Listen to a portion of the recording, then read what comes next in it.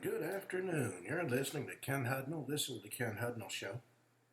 Coming to you from our studios right here in exciting El Paso, Texas.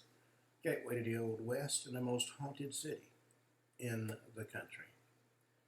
Well, today is August the 5th, 217th day of the year. 148 days remain to the year's over with. And we get to go do it again. Holidays observances. National Oyster Day. Blogger Day. Create your own blog on one of the oldest blogging sites. Blogger. National Night Out. Help improve community police partnerships. Keep your community safe. National Underwear Day. Embrace your body by dressing up in your favorite underwear. National Dash Cam Day. National Couscous Day. National Work Like a Dog Day. International Traffic Light Day. Who comes up with these things? Crayfish Day Party. World Breastfeeding Week. National Fishing Month. National Iced Tedfied of Whales. We talked about that yesterday. It's a celebration of Welsh culture. Brings together the best of the nation's music, literature, and performing arts. Stop on Red Week, Flower Fair, Farmers Market Week. We went to two this weekend. It was pretty good. National Marine Week, International Assistance Dog Week, National Exercise with Your Child Week, Simplify Your Life Week, International Clown Week. You want to see clowns? Go to Congress.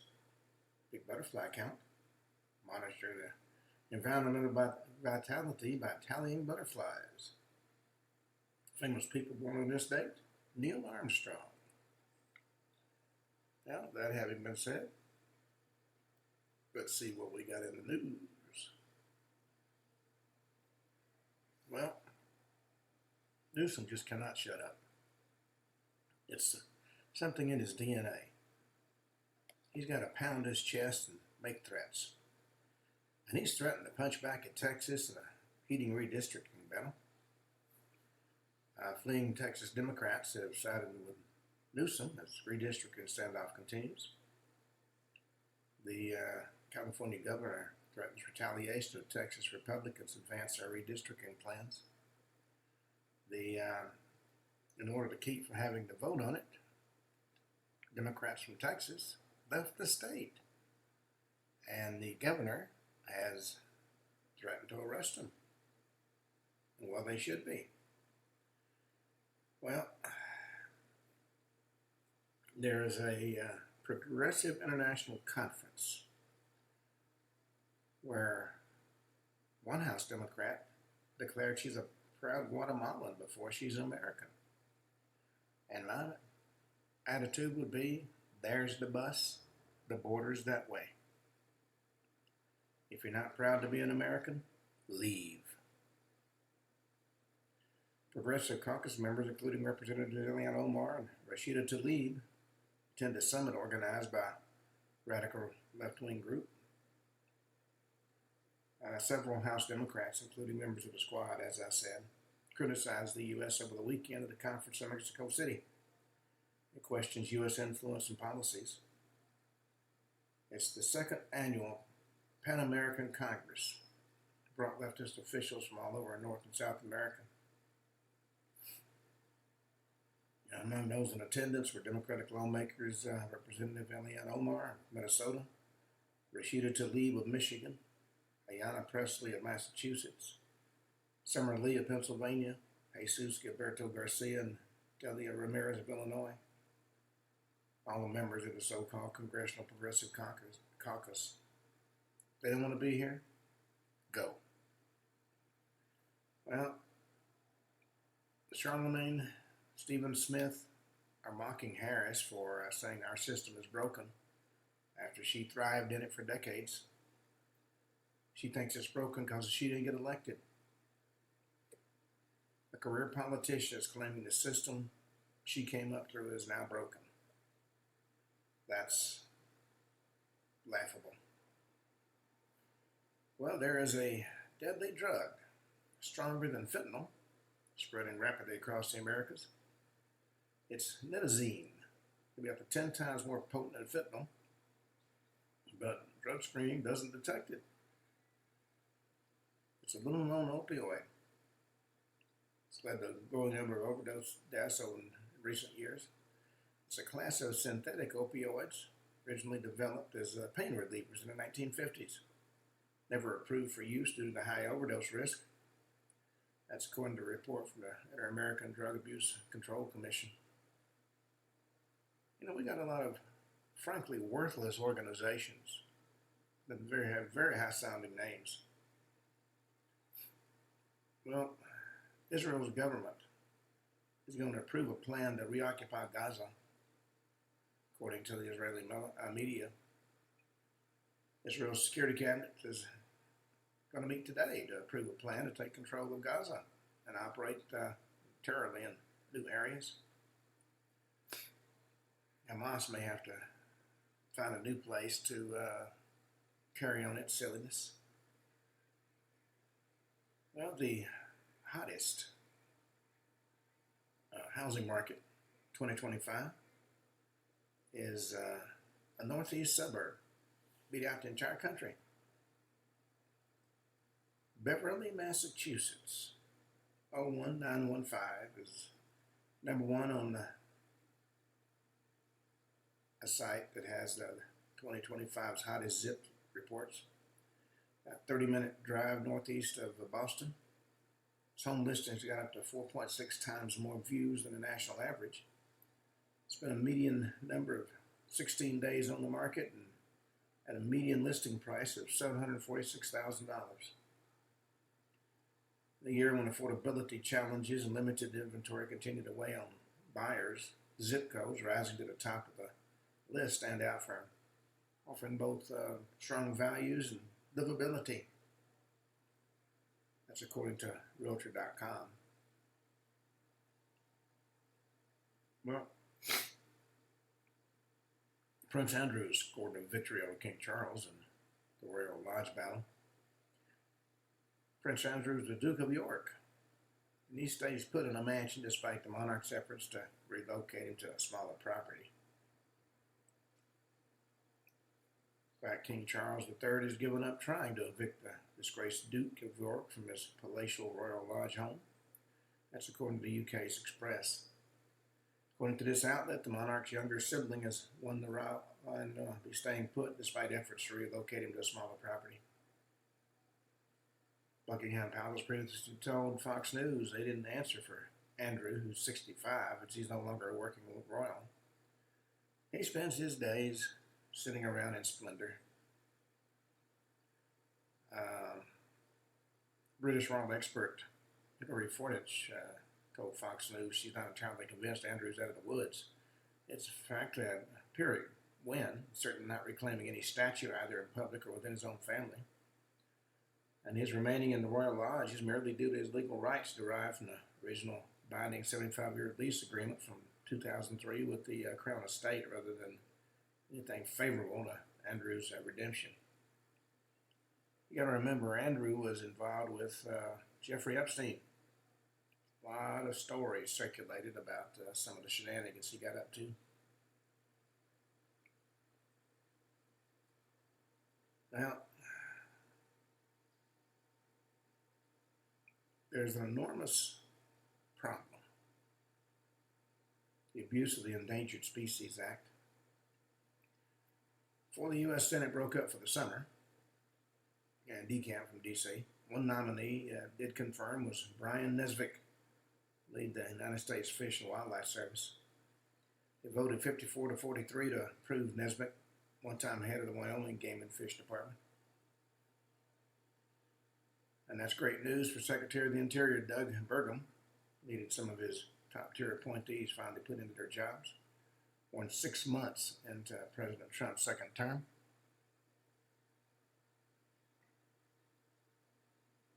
The appointment's crucial because the United States Fish and Wildlife Service long ago blew past the intent of the Federal Endangered Species Act.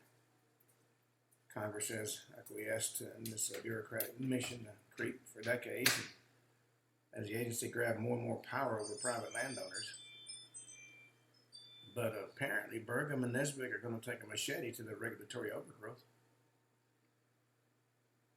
First thing President Trump should do is use an executive order to delist all species and subspecies that landed on the ESA list by virtue of the criteria of decline in historic range of the species or subspecies habitat. That's leftist speak for there ain't many of them. Well, a number of surveillance videos have spotted the armed Tennessee quadruple murder suspect. With cameras everywhere, it's hard not to be spotted. Well, Ramaswamy has decried the anti-law enforcement culture in the wake of the brutal Cincinnati beating. Beating catalyzed the conversation in his state, he said, frankly, across the country about this issue of violent crime in the cities of the United States. And there's a lot of crime, especially with prosecutors opting not to do their job because the individual in question grew up poor or some other silly ass reason.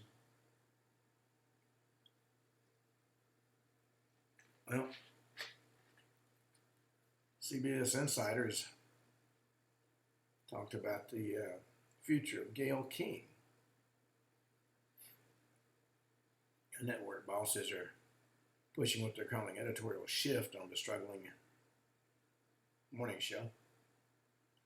CBS Mornings trails a distant third behind its ABC and CBS competitors.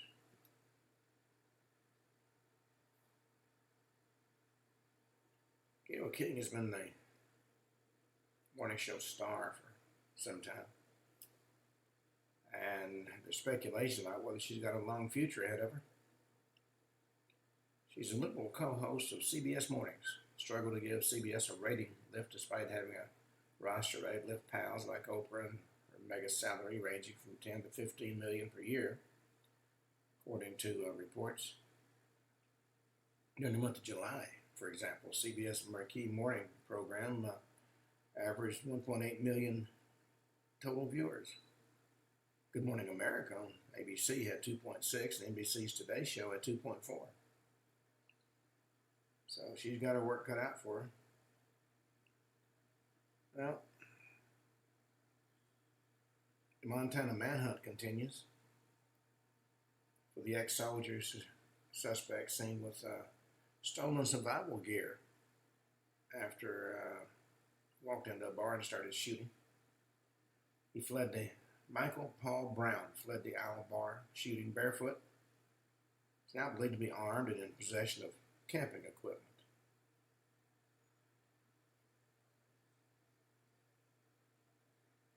Well, the accused Devil's Den killer passed background checks and got certified to be a teacher.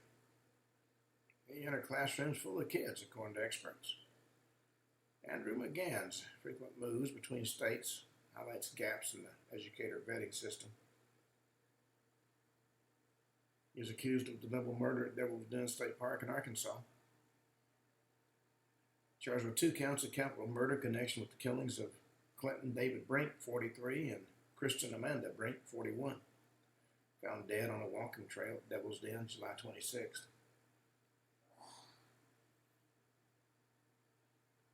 Well, Sean Hannity has pointed out a ironic twist. Apparently the Democrats are up in arms, protesting what they've been doing for decades. Kind of situation of don't do as I do, do as I say. Well, Sydney Sweeney's jeans and ad signal a major cultural turning point, according to industry experts. Psychotherapist. Yes, that's right, psychotherapist to review ads. Said ad signals return to mainstream appeal after years of activist pandering. Her American Eagle ad sent shockwaves through the advertising world. Won immense praise and triggered a fierce backlash. Industry analysts are saying the ad represents a cultural turning away from hyper-wokeism and back toward more traditional forms of advertising. She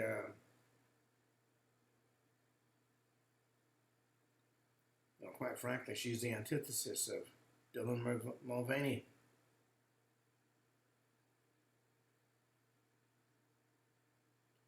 Well, quadruple murder suspect Austin Drummond's lavish life behind bars included alcohol and streaming TV. He was released from Tennessee prison in 2024 after serving 13 years for aggravated robbery. But while in prison, he lived a very comfortable lifestyle. Prison cells filled with TV streaming and alcohol and video games, according to pictures he put up on Facebook. He's 28 years old, allegedly killed James Wilson, 21, Adriana Williams, 20, Courtney Rose, 38, and Braden Williams, 15, according to the Dyer County Police Department. Bodies were discovered on July 29th.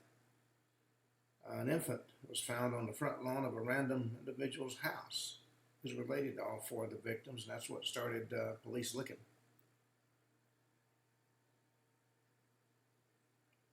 Well, Dr. Phil's Patesky Productions is paying $925,000 to Merritt Street media workers following Chapter 11 filing.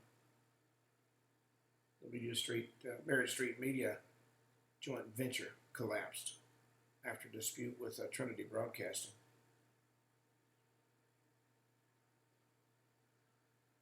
Dr. Phil has inserted himself into a lot of the national arguments. He says we do need immigration, but not the way it's being practiced right now. In fact, he told Hannity that's why he visited the southern border and spoke to Border Patrol agents. The Merritt Street Media was formed in 2023 and launched Merritt TV 2024, joint venture with McGraw's Patesky Productions and Trinity Broadcasting. But unfortunately, it's filed for Chapter 11 bankruptcy and filed a lawsuit against the network that specializes in Christian programming.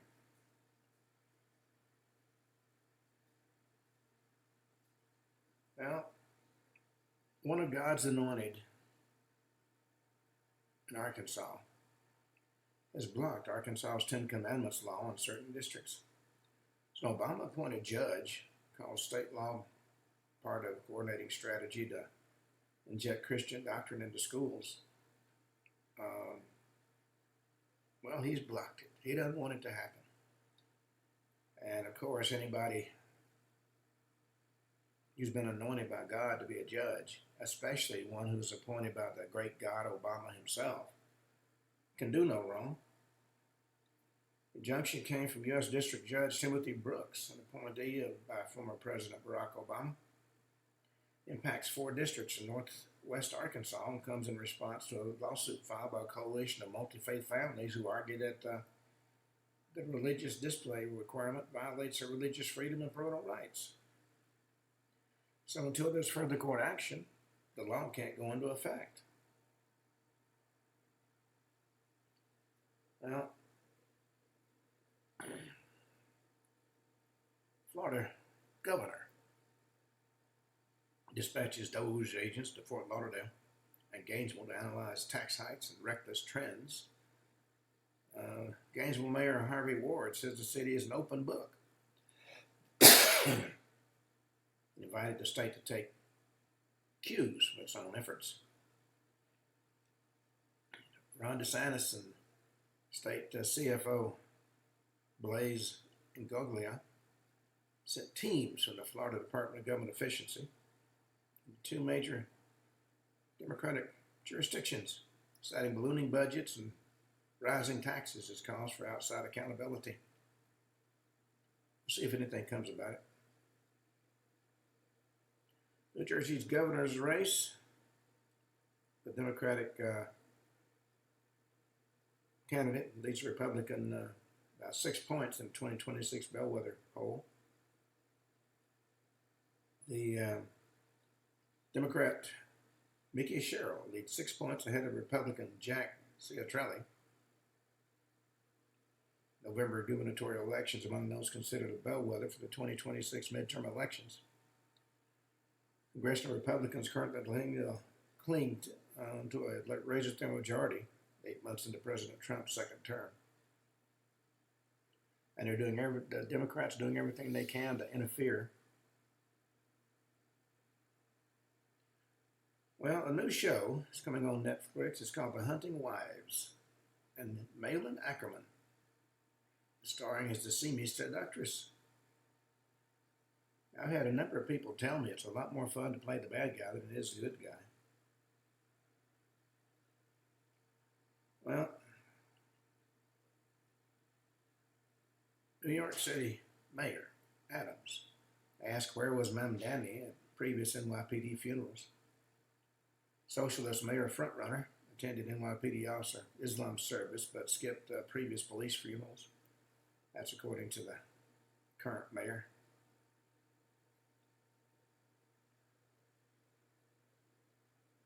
Well, Las Vegas casino culture is suffering rejection by gamblers of younger generations. Conservative activists reveal how Vegas slots and showgirls fail to connect with the tech-savvy, alcohol-abstaining youth. Only 3.1 million people visited Sin City in June. It's down 11.3% compared to last year, according to the Las Vegas Convention and Visitors Authority. Social media users have called out the high prices of everything from dining to parking, citing these and other reasons for staying away. We used to go periodically, but it just got too expensive.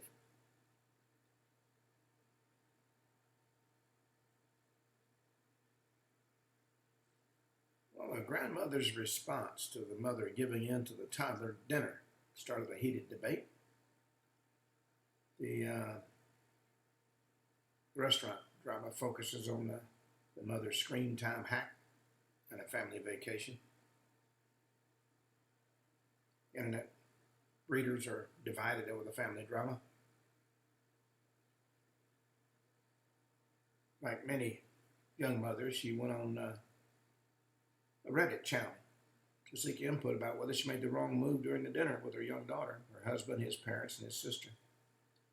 She said her 3-year-old was getting cranky and she could already feel the meltdown brewing. She tried crayons and snacks and everything else and nothing worked. Finally, she gave the girl an iPad to watch cartoons on a low volume. At that point, the little girl calmed down and started eating. The mother felt like it was a win, but the family disagreed. The mother-in-law said kids these days don't know how to behave at the dinner table anymore. Well, we have been talking about what, in my mind, is a clear cover-up by the powers that be about unidentified alien phenomena, or UAPs. That's the accepted name for UFOs. You know, during 1966 and 1967,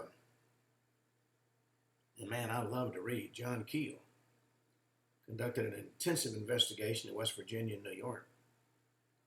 A large UFO flap had erupted over the U.S. in 1965 that lasted a duration of Keel's on-the-ground research. And a series of particularly dramatic events were focused around the city of Point Pleasant, West Virginia, documented in Keel's famous book, The Mothman Prophecies, published in 1975 and adapted for the screen in 2002, starred Richard Gere as Keel. And what Keel found in Point Pleasant and its environments went on to shape how he saw the UFO phenomenon, because it wasn't just UFOs. Oh no. First, it was the Mothman itself, described as a large winged humanoid with glowing red eyes, reported by dozens of residents. Encounters with cryptid were accompanied by a sense of dread or hypnotic fixation. Residents, including Keel, reported visits from strange, unsettling figures You might refer to them as infamous men in black who would interrogate and threaten them regarding their UFO encounters. UFOs are described as glowing orbs and classic flying saucers, often sighted in close proximity to Mothman. But as weird as you might think all this is, it got weirder still. Animal mutilations appeared, dogs and livestock with no obvious signs of regular predation. There were strange phone calls from static-filled lines with garbled voices giving prophetic warnings. Poltergeist activity, psychic phenomena. For example, a number of people had premonitions that culminated in the collapse of the Silver Bridge, December 15, 1967. That bridge collapse killed 46 people. And then we had the silent contactees, residents claiming contact with non-human intelligences and experiences that would come to be associated with an abduction. And there were certain geographic areas, such as the TNT area, a former World War II munitions site, seemed steeped in a palpable atmosphere of fear or disorientation. Other investigators would have stayed within the Overton window. John Keel blasted it wide open, following the evidence wherever it led and coming to see all these events as interconnected threads of a single elusive phenomena, one which he talked about in a handful of now classic books like Operation Trojan Horse and The Eighth Tower, as well as hundreds of articles. He was ahead of his time, even ahead of many contemporary researchers who might still scoff at PSI phenomena or cryptozoology. He introduced the concept of window areas to describe paranormal hotspots like this. He wrote a book and it came out in 1970 called The Complete Guide to Mysterious Beings. And in it, he wrote Point Pleasant, West Virginia is a typical window area. Hundreds of others throughout the United States, each marked by continuous UFO activity over long periods of time, bizarre monster sightings, and mysterious coming and going of unusual people.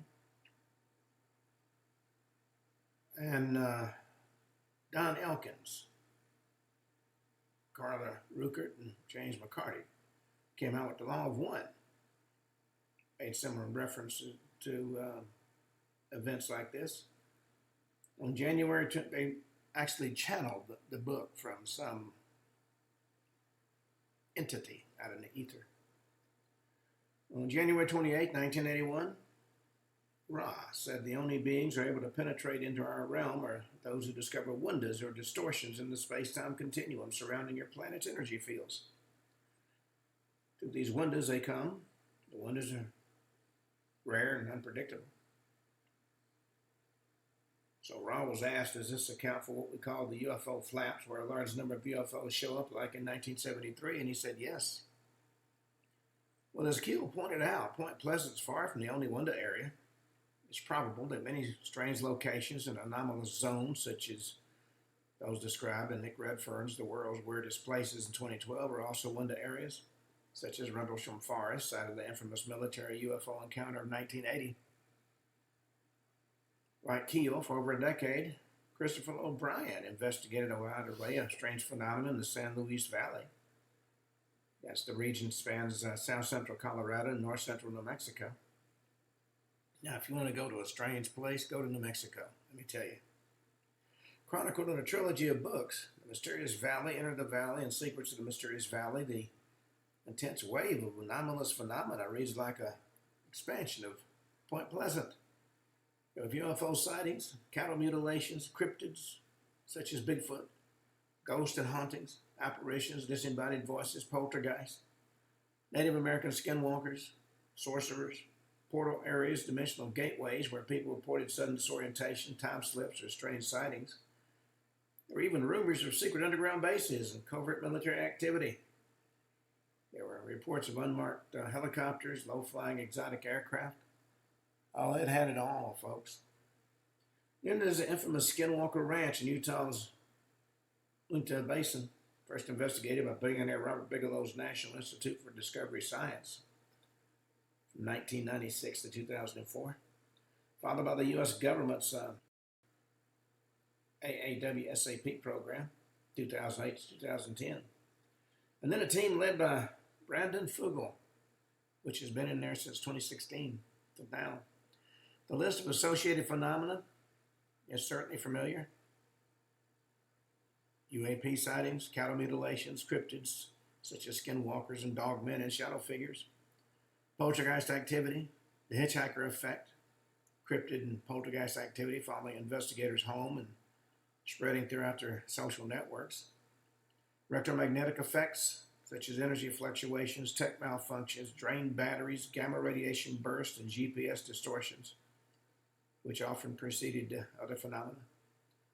Portals, there are anomalies, phenomena, transmedium UFOs entering and exiting the Stone Mesa, anomalous health incidents, including radiation-like symptoms, PSI effects, fear zones, rumors of underground bases, and military surveillance. And this military surveillance has actually been captured numerous times on film. Well, the phenomena at Skinwalker Ranch was first detailed in Colin Keller and George Knapp's book, The Hunt for the Skinwalker, in 2005. And then in two books authored by Keller and Knapp, and lead DIA scientist for AAWSAP, James Katsky, published in 2021 and 2023. Katsky wrote that the AAWSAP mission was always intended to keep the scope of subjects for investigation as wide as possible, with the understanding that narrowing the scope prematurely would result in distorted data set, even despite pressure to limit its focus just to unidentified aerial phenomena. He said the decision to research paranormal phenomena that co-locate with UAPs and examine the psychic effects of the UAP witnesses wasn't taken lightly because of the controversial nature of the UAP paranormal debate. At the inception of the program, AAWSAP principals both in LA and Washington, D.C. were aware that in previous in-depth investigations, the witnesses of core UAP technology also frequently reported paranormal fallout as well as psychic effects. They frequently reported poltergeist effects, humanoid-shaped black shadows, loud footsteps, hauntings, discarnate voices, small flying orbs, or some combination of those items in their homes. People also regularly reported precognitive, clairvoyant, telepathic, or unusual electromagnetic phenomena, as well as the occasional increase in meaningful coincidences in their lives in the aftermath of the UAP encounter. I suggest you read the book Skinwalkers at the Pentagon. One of the stated effects which the AAWSAP was unable to pursue fully during the years it ran was to develop a plan for locating and monitoring windows or portals. On this particular subject, Katsky wrote, at times the windows started as a point of light and grow into a large, interesting opening in the sky before something either enters or leaves the portal. Now we're going to talk about this phenomenon as they appear in the Cassiopeia experiment session transcripts, which supported research and anecdotes from the literature. We're going to talk about the windows, the portals, the cryptids, the men in black, hauntings, poltergeist, and a lot more. We're going to deal with the question of underground bases and their relation to several of these experiences.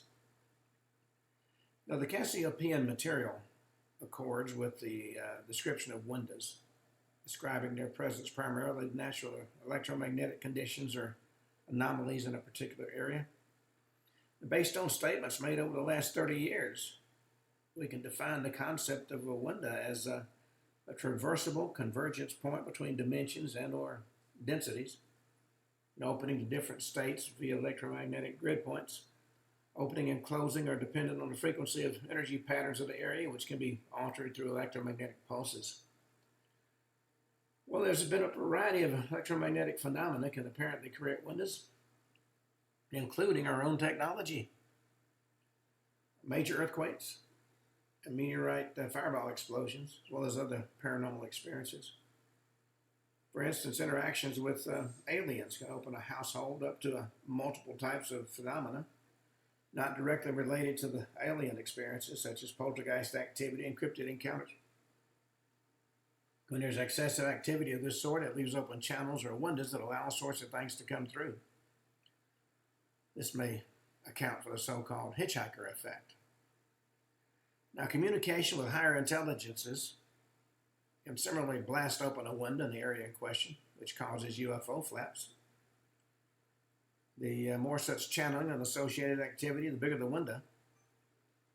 During one such session, a lot of UFOs were sighted as a result of such a window blast. That was in 1996. Telepathic link between the Greys and abductees is also said to follow dimensional windows. And while the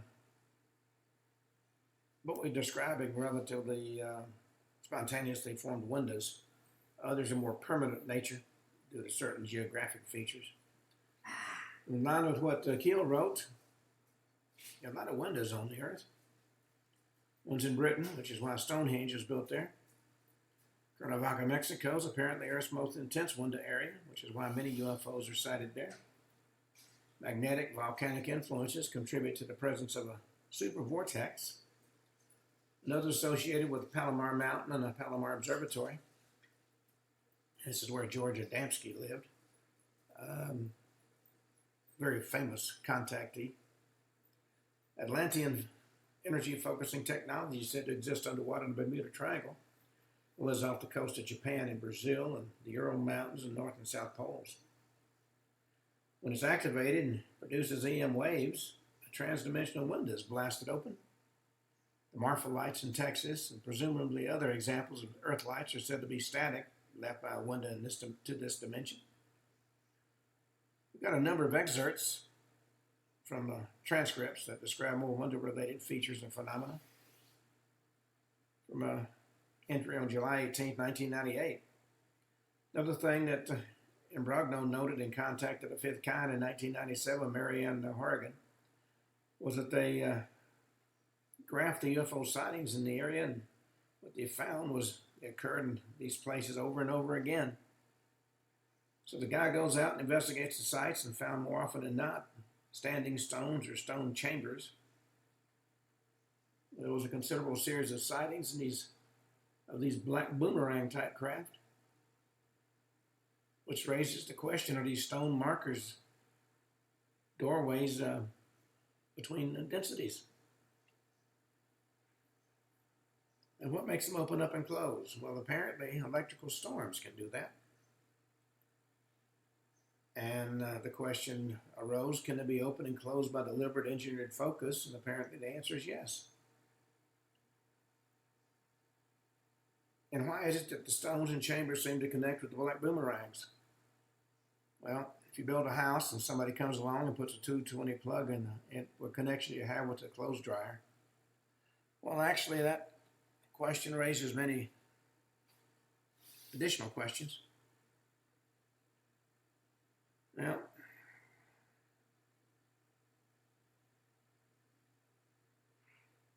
these are entries on a transcript that I'm looking at. There was a session in December 1998, and the questions, you said this place over Rennes-le Chateau was a window. What is a window? Now, we've all assumed we know what a window is, but we never really asked for a definition. What is a window? It's a convergence, an opening to alternative states through energy grid points. And the question was asked, can you pass back and forth through the windows, moving into other realms? And the answer was yes. Well,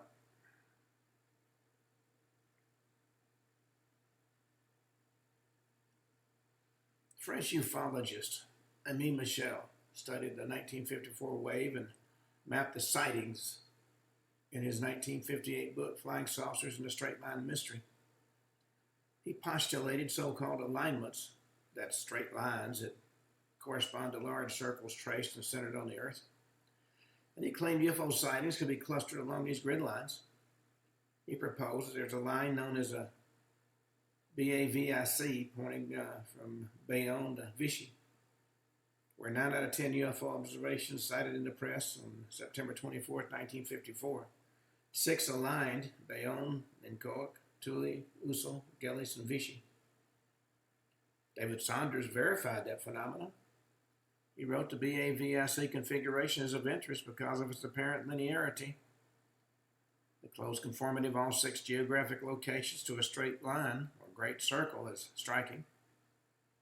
Confronted by his discovery not only of BAVIC but of other strongly linear configurations, occurred on other dates in the fall of '54 when France experienced a major UFO flap. Michel concluded that such linearity is a meaningful feature of the UFO phenomena. In 1958, he actually introduced the concept of orthoteny to the literature. On a larger scale, planets and stars themselves are actually windows, including our sun. All spheres of a cosmic nature are windows. The center of the sphere is a window. Windows cause the need for new physics in the center of the planet. And these windows can be utilized as wormholes, according to research that came out in 1998. Well, what we're looking at, frankly, is a different way to look at all the information that's been gathered.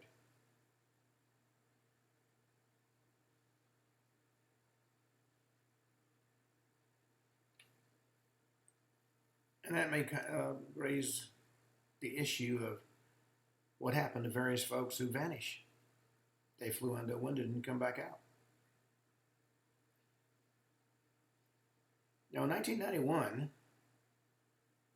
an expedition led by Graham Hawkes announced they'd found the wreckage of the 5 TBM Avengers that had disappeared off the coast of Florida. However, the tail numbers of the planes revealed they were not Flight 19. In 2004, a BBC documentary showed Hawkes returning with a new submersible, 12 years later identifying one of the planes by its bureau number, a clearly readable 23990, as a flight lost at sea October 9, 1943. That was 2 years before Flight 19 vanished, but he couldn't identify the other planes. Despite the odds, they appear to be just a random collection of accidents that came to rest in the same spot, 12 miles out in the ocean. Now, Hawkes has since changed his story. Now he says both he and the Pentagon have interest in making the story go away. He admits that while he didn't find conclusive evidence that the planes were the same group who went missing in 1945, he consulted a statistician to establish the probability they were not. And he was told, in all likelihood, you do have Flight 19. Now, in addition to windows, we have portals. And a portal is a trans-density opening, usually crafted, allowing influences to manifest from the highest level to the lowest level. And the conduit is a bidirectional opening or channel between higher and lower densities. And there are 2 broad usages of the term in the various transcripts that we're going to be reviewing. The first is where windows are mostly natural byproducts of electromagnetic phenomena. Portals, being a special class of windows, are deliberately crafted. More broadly, a portal is defined by its function as a means of transdensity communication, influence, or travel. It allows for manifestations from higher densities into lower ones. Sometimes these terms are used interchangeably. Also, like windows, a generative source of one portal described as being in a participant's home is described to multiple factors. The metaphysical activities taking place there, the location itself, and the mental state of the occupants, alive and dead. Metaphysics seems to play a role in a lot of these events. Where's John Keel when you need him? Portals are also associated with certain meteorological phenomena. Ball lightning, transdimensional portals made manifest. Tornadoes are a similar electrical phenomena. Both are physical manifestations of portals, and sometimes people disappear in tornadoes. El Nino is powered by solar energy as well as energy from within the earth in a sense as coming through a portal.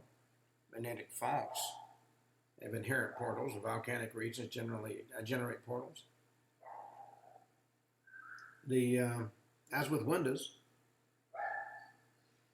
we have locations, several portals just on Earth. For example, in the Middle East, near Kiev, in Ukraine, the Yukon, in Canada, Atacama Desert in Chile, northeastern China, and in various trans-density underground bases. Well, there's a keep in mind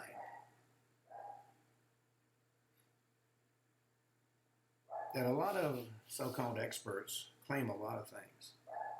And while they may know more about the topic than most people, everything they say is not the gospel. Barbara Marciniak made a claim in a 2015 seminar. She says,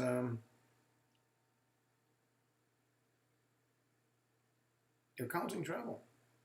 CERN, C-E-R-N, is the home of the Large Hadron Collider in Switzerland. They think they're special and doing one thing. The particle collider is at one level, a modern depiction of an ancient artifact that can open very large portals or stargates. If you ever saw the TV series Stargate, a lot of what they talked about was very solidly based science. Now, of course, there was also the science fiction mixed in. Dr. Astrid Stockelberger, professor at the University of Applied Science in Switzerland, told Maria Z.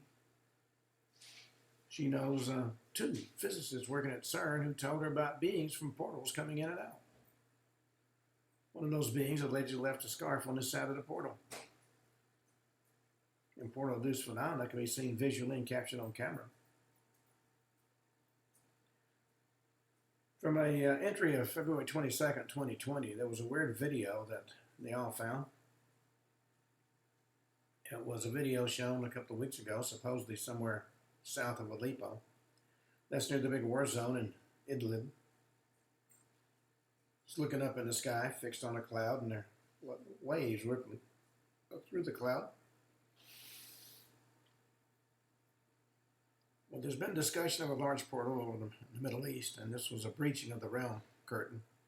Something was coming in. Now, many of these are just strange cosmic phenomena. Nobody knows for sure what comes and goes.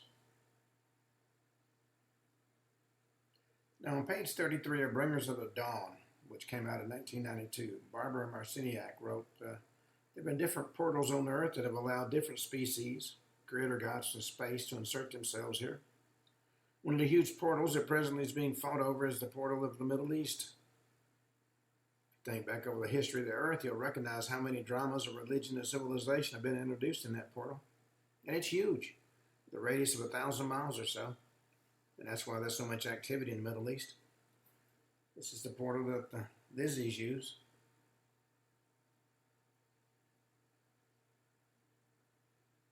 Now, also in regard to a few additional details, Graham Hancock and Robert Bovell's Message of the Sphinx had a lot of interesting additions.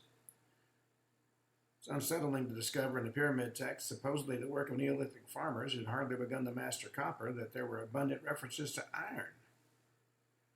The name of it was the divine metal.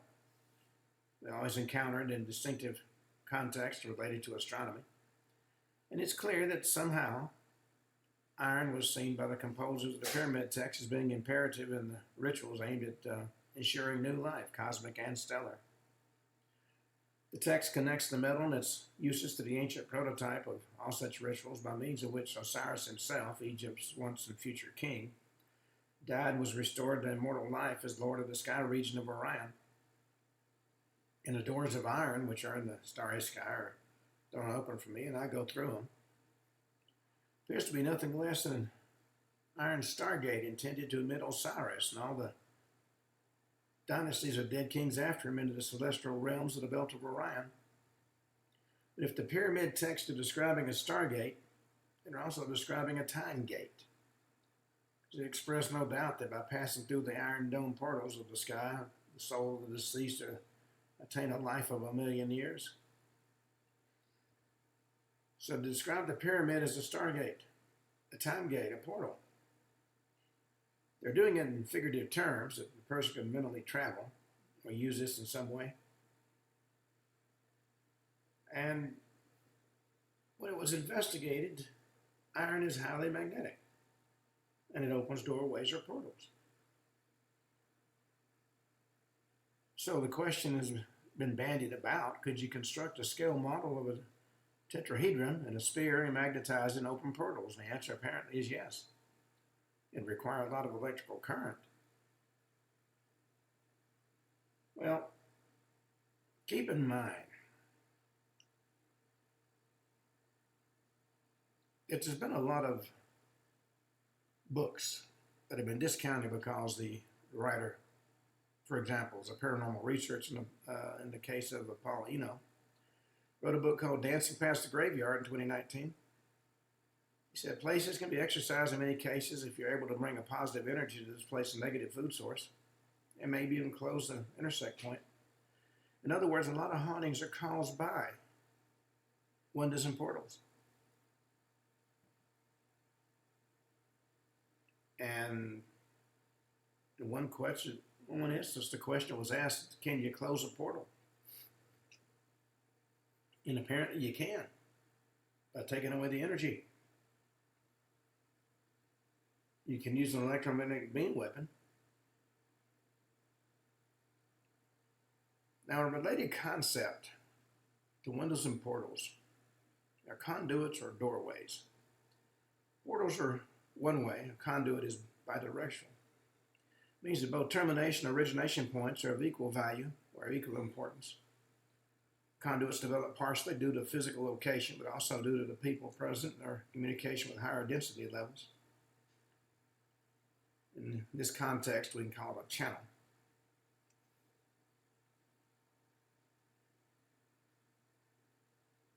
A lot of the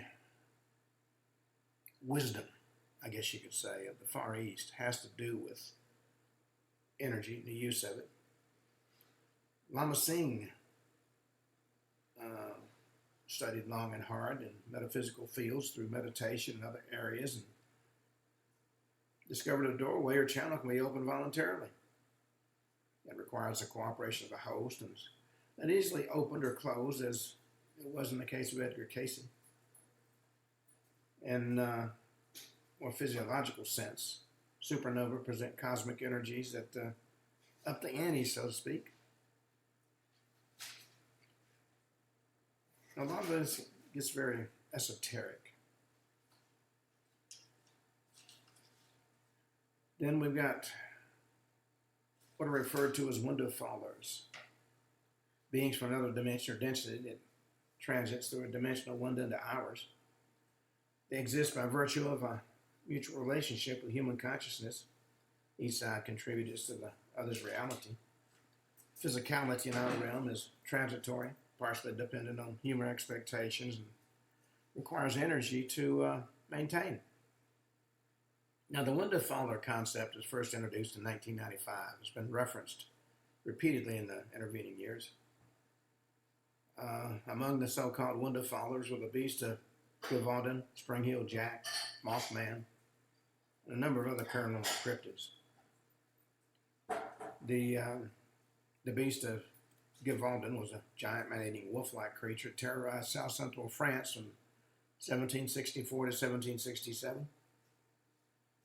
And it was determined to be a other dimensional window faller. In other words, they literally fell through the window. They didn't do anything to try to come here. John Keel addressed that in The Complete Guide to Mysterious Beings. He said, we have a theory. It's not very scientific, but based on known facts.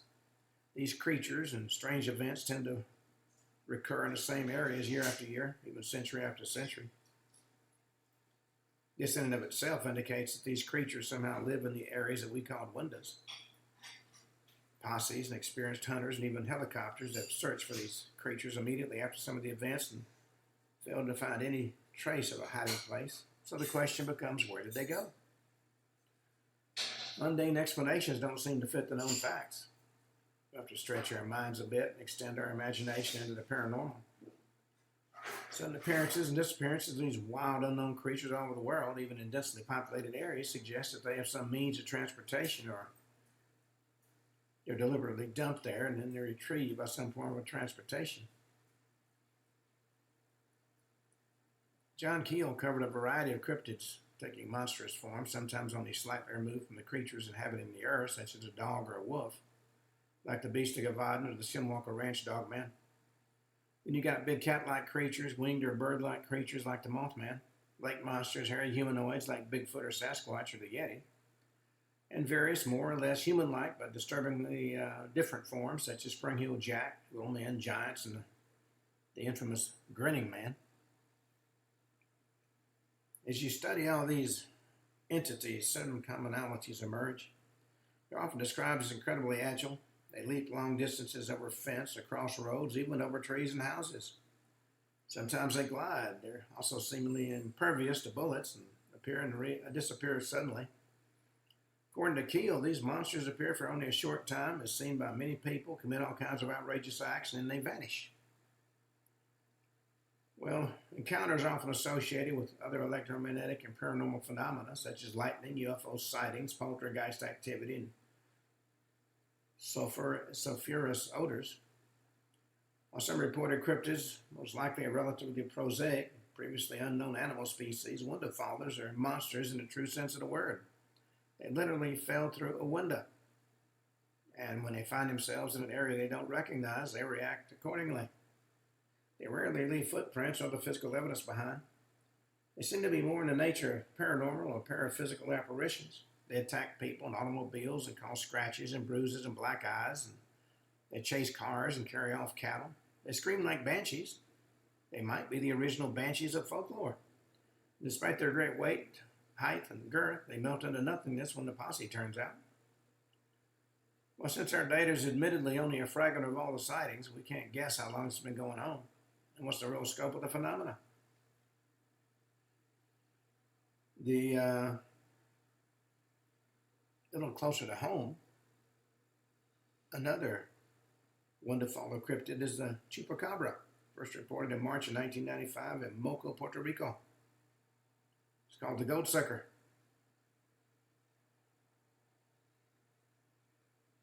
Well,